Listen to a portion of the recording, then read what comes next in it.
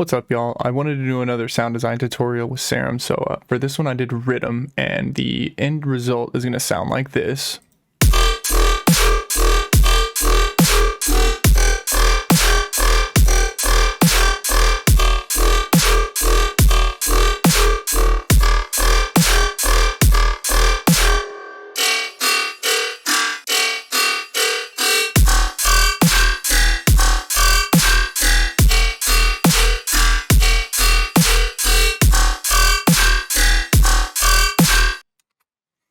Yeah, so it's going to sound like that. It's two patches, super simple sub, and then a Serum patch with a couple macros to get these different loops. So you have like the brown one, the teal one, the light green one, the dark teal one. It's really just some automation and one patch. And then, yeah, I show how to make the sub too, but it's super simple. And then I'm not going to show how to make the drums, just so you know. Oh, and then I chopped it up at the end and rearranged it so it sounded a little more, just better. Made the patterns a little better by like switching up what goes where. So yeah, let's get into it. Okay, so the first thing you're going to want to do is open up a Serum, initialize the preset. I'm going to go ahead and make a bar long note. Give a volume automation. First I'll turn trigger on and go ahead and copy that to my first couple LFOs, just so I have them all like that. Then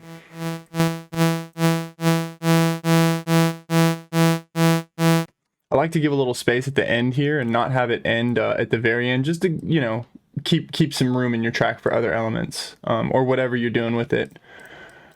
Now I'm going to go ahead and find a wavetable. First thing, actually, let's go into LFO2, put it on a bar in length. That way we can get something. I'll turn this down to a 4 section type deal, and then have a modulation that can kind of change over the course of this bar. So now I'm going to find my wavetable, and we'll just kind of scan through here and find something that tonally sounds like what I want. So also turn the octave down maybe 2 or 3 octaves.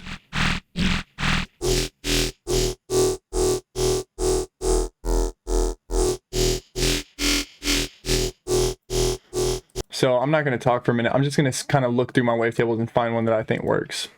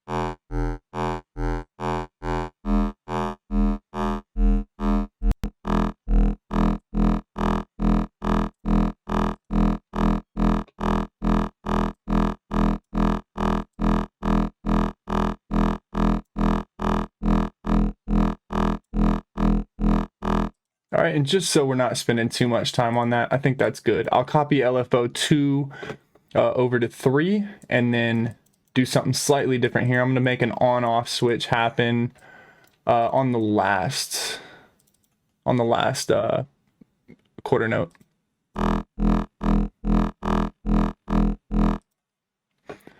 So it's yeah, okay.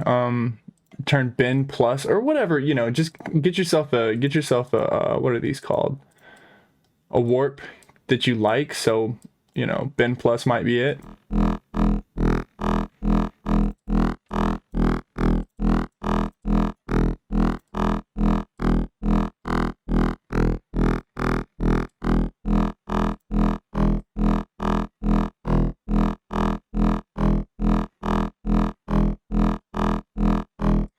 Okay, I'm good with that. I don't want to spend too much time on that. Just, you know, overworking it. Let's go in and get a comb filter because it's we're doing Riddim here, so.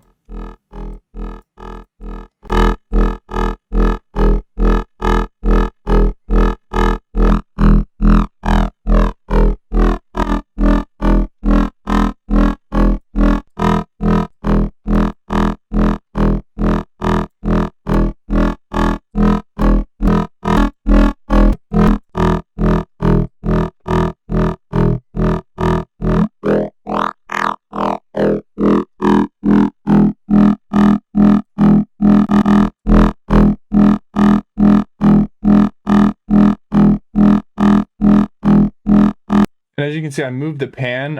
It's usually not too beneficial to go all the way to the left or all the way to the right.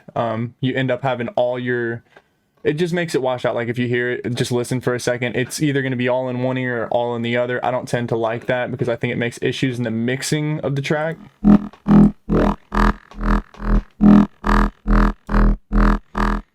Right, as you can hear there, like all the phasing is happening in the left ear, and I don't think that's going to be easy to turn into something that's really tight and mixable. So we'll go somewhere in the like 65 to 45 range.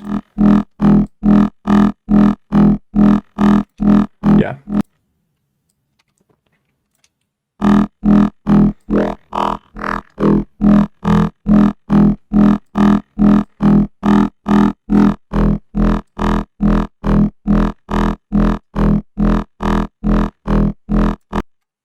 Maybe.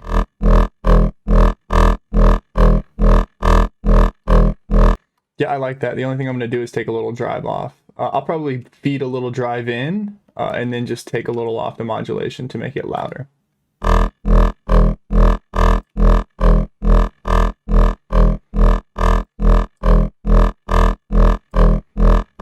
And we could even try modulating the cutoff just the slightest bit.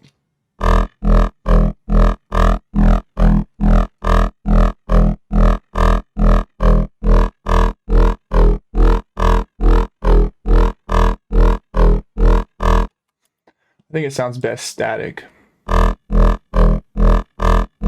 Yeah, that's good. Okay, now let's go in here and get some distortion on it.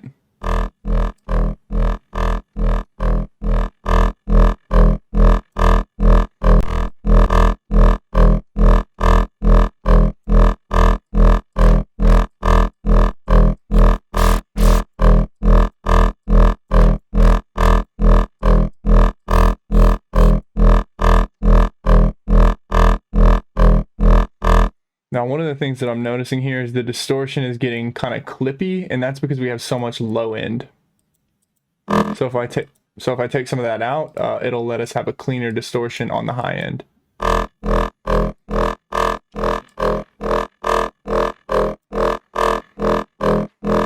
And we can even modulate the cutoff there.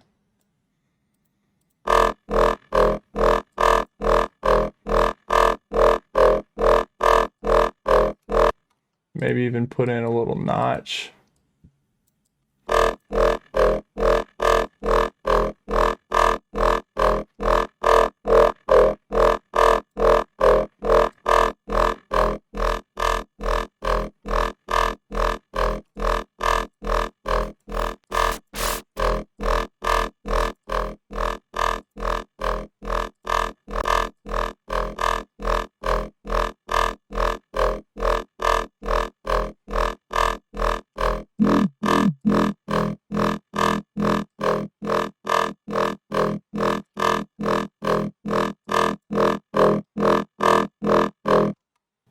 Okay, so the next thing we'll do is add a little delay in. So I'm going to take my LFO1, copy it to LFO4, and just extend that out a little bit so the decay goes a little longer.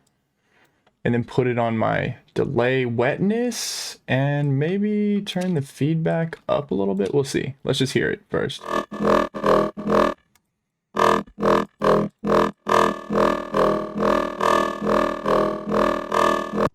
Turn the BPM sync off and put it, you know, just kind of tune this, tune the times.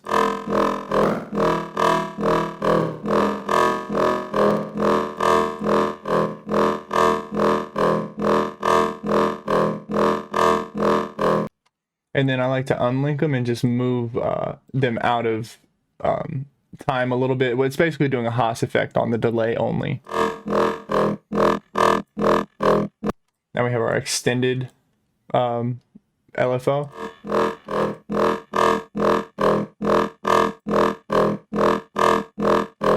And we'll use that same one for a reverb that I'm going to put on. And I'm going to do a plate reverb and just start completely wet and then work it back down.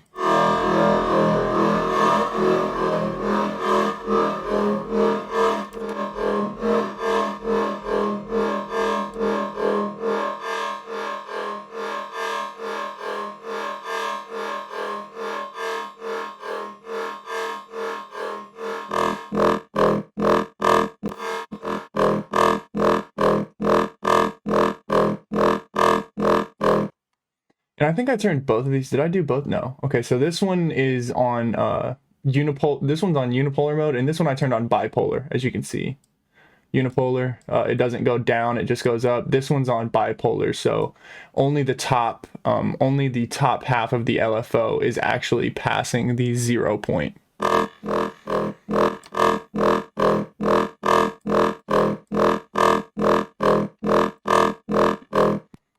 All right, I'm okay with that. Let's put on a bit of OTT.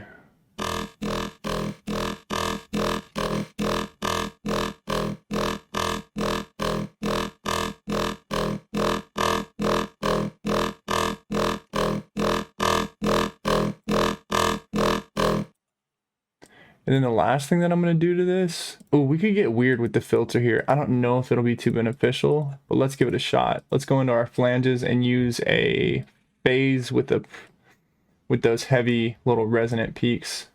Turn it to the midpoint and just modulate it a little bit.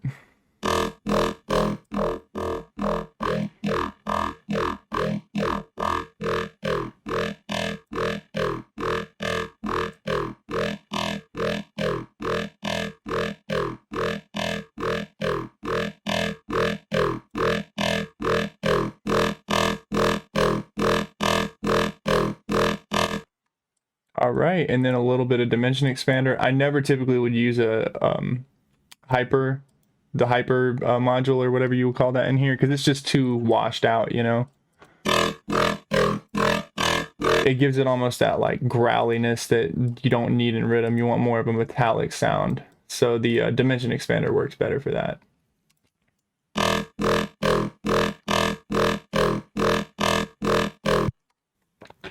Yeah, so the next thing that we're going to do is add a couple little modulations to the or add a couple macros to it so it's easily changeable on the fly.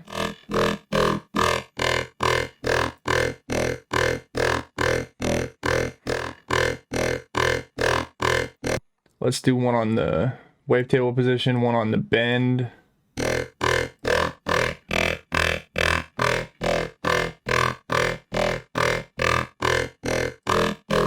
And then we can even do one on the cutoff here.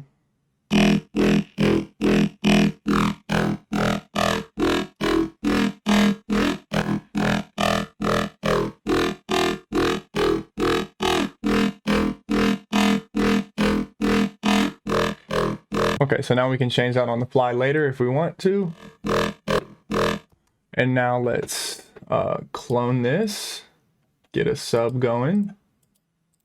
And name this top one synth, name the bottom one sub, and then I'll go into my bottom one and just change this to a, well, let's get rid of all the modulations, even the macros. Oops, and put the LFO1 back onto the volume. I'll turn this off and turn all my effects off.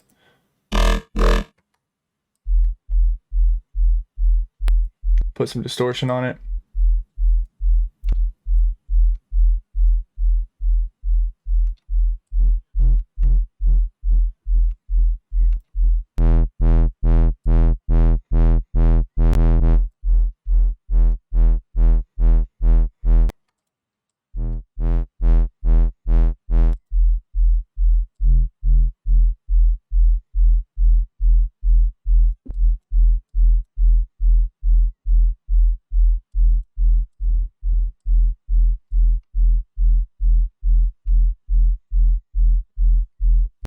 okay. And then I can compress it after. So let's route our synth into a mixer track and route our sub. And just check our levels real quick. So they're roughly the same volume. So now I'm going to go in here and EQ it up a little.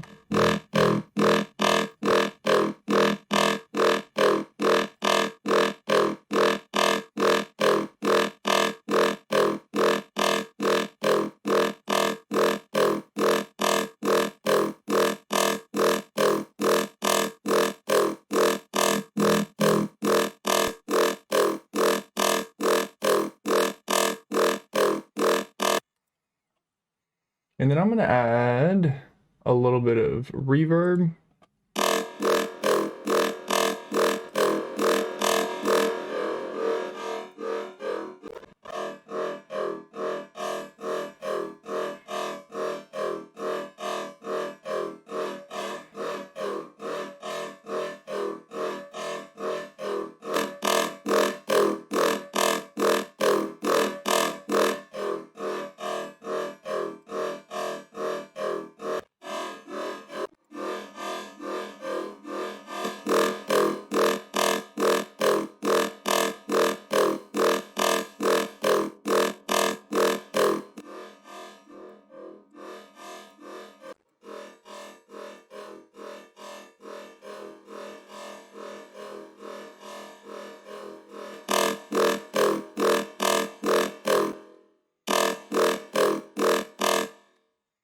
Now I can go in and use a wave shaper to distort it some and compress it a little.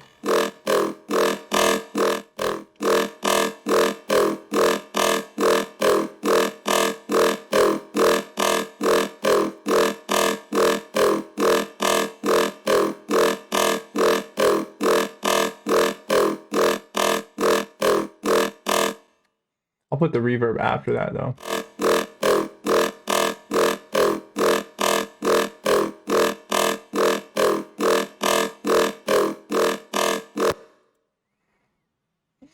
And then maybe a little more delay.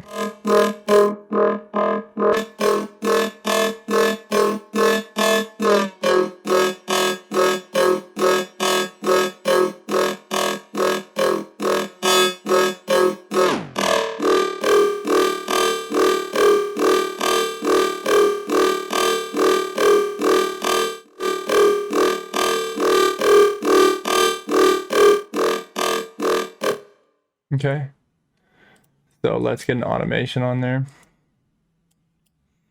Make it a quarter note because that's the length of our note there, and then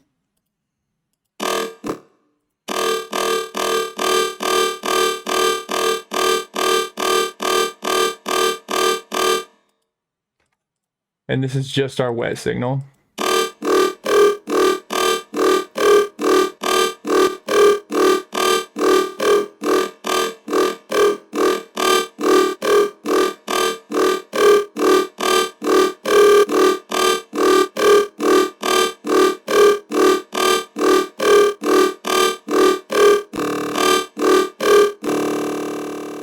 Okay, then either mix our, I think it's a little too high here.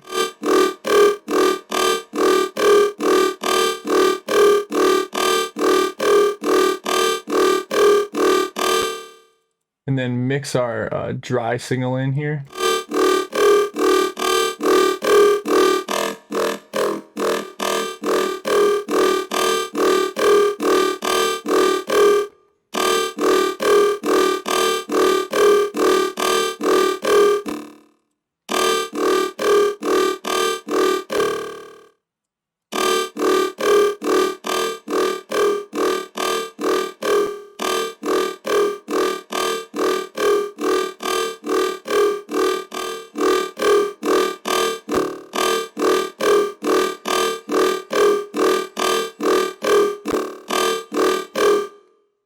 Okay, I'm good with that.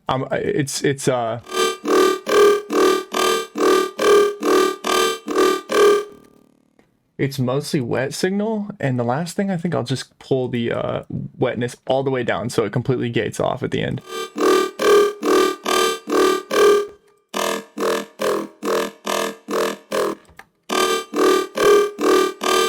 Now I gotta do some EQing on some of those resonant frequencies.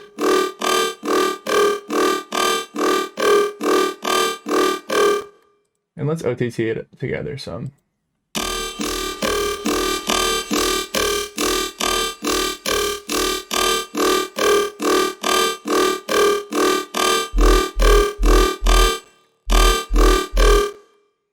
So now it's delayed a little bit. As you can see, it's starting a little later than it should. And that's just probably because it's all 26 seconds late. Or I'm sorry, 26 milliseconds late.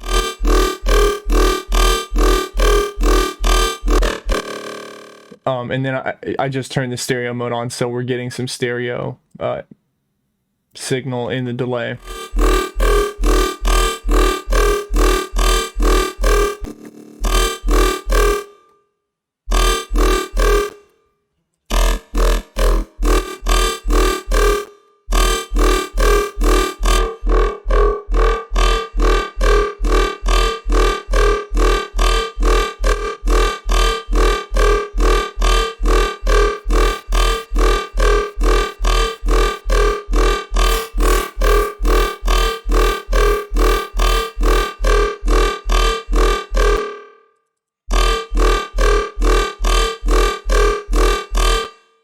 Assuming that's a lot louder than our sub now.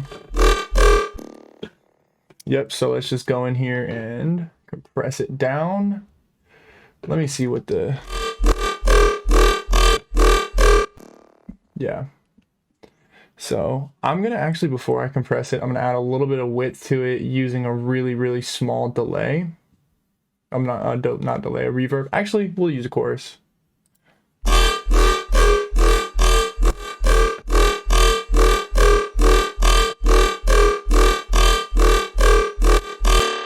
And then I want to see what our stereo image looks like.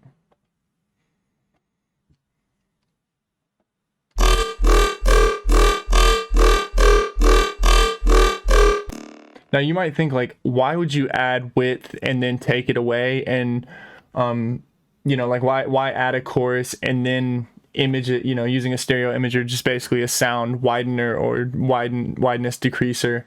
And it's basically to add like tonality, so you can hear like without both of these. It's nice and metallic and rhythmy.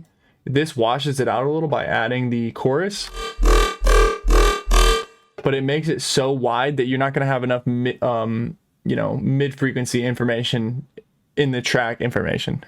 You know, just tones, right? You're not going to have any frequencies in the mid channel to really glue the track together. So basically what this does is adds a washed outness and then removes some of the side from it.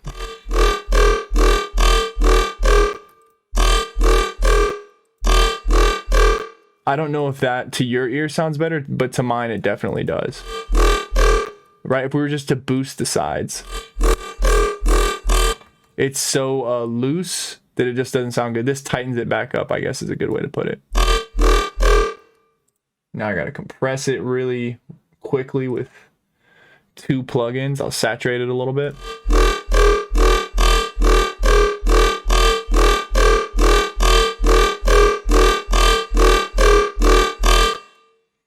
And then I guess I'll just G-clip it because I'm out of mixer tracks. I could do another, you know, I could throw a patcher in there or something, but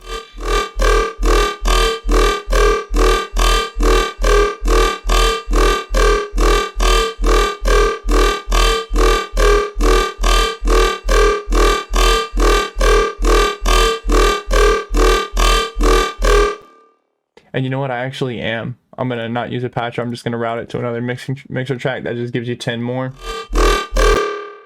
Turn this one down.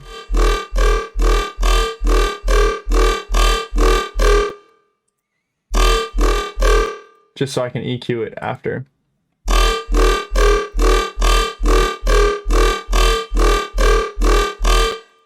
And I think that I could use a little bit of compression on the tail. The first thing that I'm actually going to do, I guess I'll say this is done, because the only thing that we can really do from here is just, you know, process it and tighten it and tighten it and tighten it, but it's already pretty good.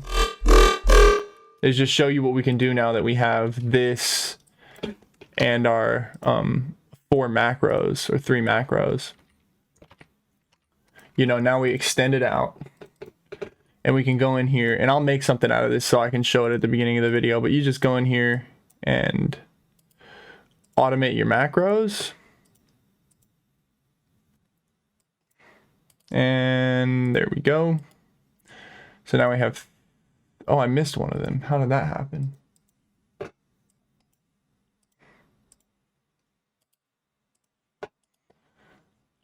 So now we can just go in here and make a little pattern out of this, and I like to use them like little switches. So and then maybe let's say up here we turn this one on.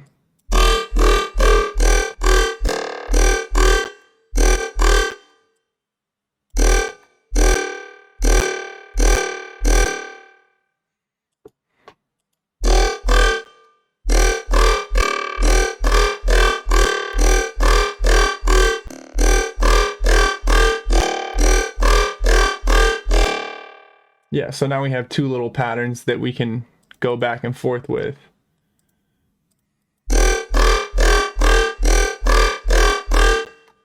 And then for bonus extra credit, let's glue all these together. This is gonna, I think this is gonna turn into a pretty cool little loop here. I'll turn the hold on this one too. So before we switch, so we have, whoa. Then we,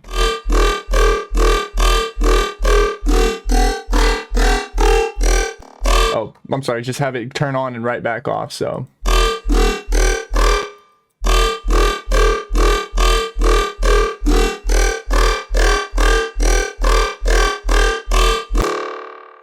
Yeah, so I think 2 bars is a little too quick to have that happen, but I don't want to go in and keep adjusting it. You get the idea.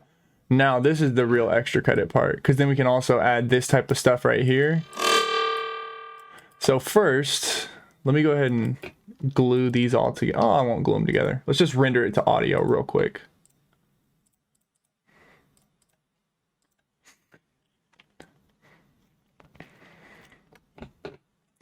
So now we just have our synth, and we can go in here, and the synth and the sub sound like this.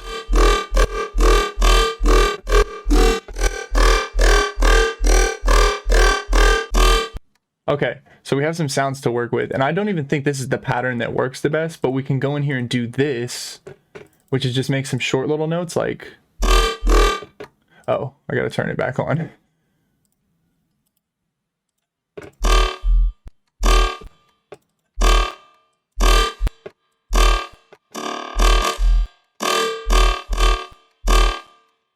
And then I'll go in and turn on my synth, these onto the off mode.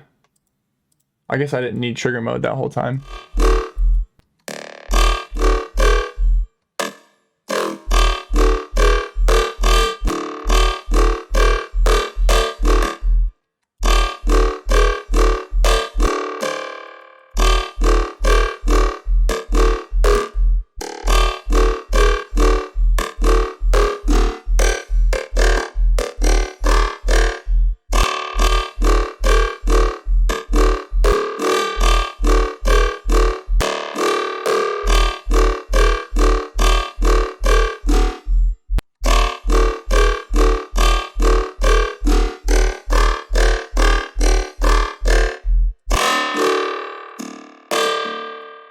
Okay, so as you can see, I know this is turning into a long one, guys, but this is important. This is what this right here, the doing, you know, shortened notes and all that stuff. This is how you get rhythm that isn't, in my opinion, like, I don't mean to shit on rhythm, but like the boring, you know, just the same 3 notes every time. You want to have these little just small variances to where when we, let's say let's go ahead and render this. This is going to be a quick, this won't take a lot of time, so I don't mind taking time to show you. You know, we have these changes that we've just made, right? And some new sounds. And then we can go in here and even, let's say, like completely flip like half of this. And I'm just doing random stuff here. It does not matter. This does not matter at all. And even just, you know, crazy stuff. Like let's have this one go up and then down.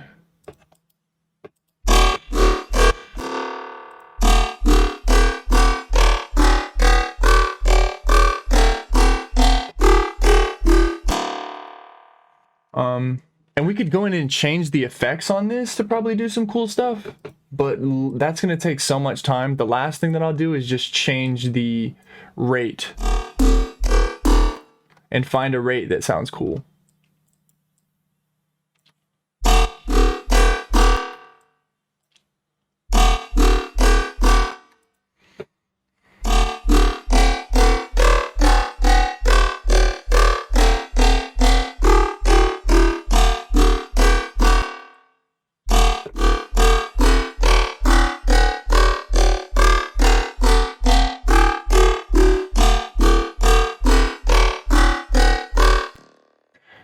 Yeah, so I've changed the rates. I've done a bunch of stuff to this. I'm even going to change the wavetable. Super quick changes.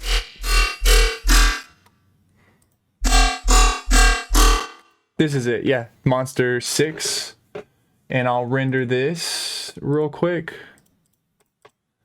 And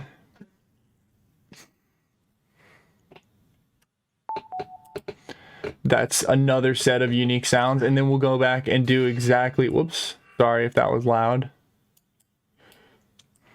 Turn, you know, make it all that long note again and change all of our LFOs back to the original one. So this one was at a bar, this one was at a bar, this one was at, oh, there, I guess I didn't change them. I moved the knobs.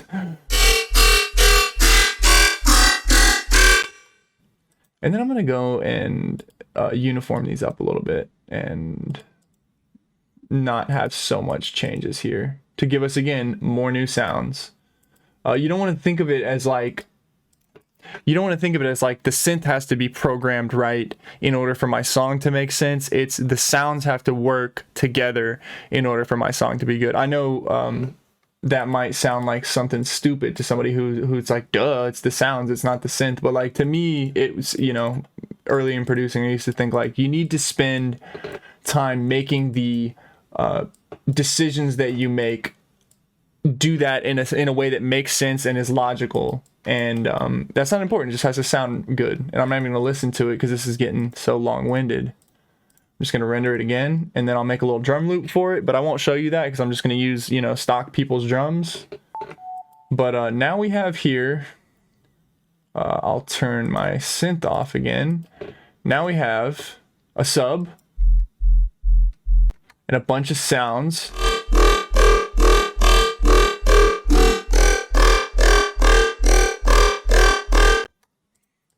That are just, you know,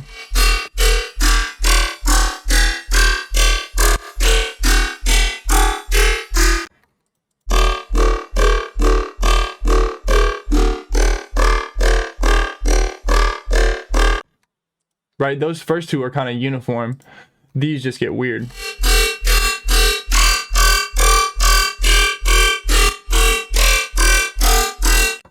So you have a bunch of different sounds to work with and make a loop out of. So that's going to be it for this video. I hope it wasn't, you know, too long-winded or confusing. And yeah, I guess I will see you guys later.